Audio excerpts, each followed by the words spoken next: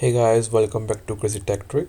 In this video, I will show you if your PC is running slow or acting weird, it might be a virus. In this quick tutorial, I will show you how to run a quick scan using Windows security to check for threats fast.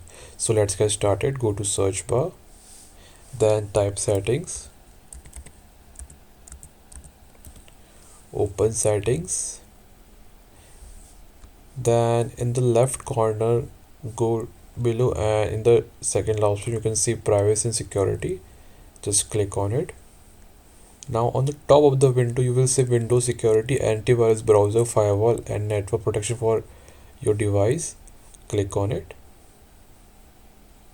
Now just click on Virus and Threat Protection as you can see on the top here. Click on it. Now under Current Threats, click Quick Scan. Windows Defender will now scan your PC and find common threats in your system. So you have to click on Quick Scan and wait a few seconds while it checks important system areas. Once done, you will see if any threats were found and removed.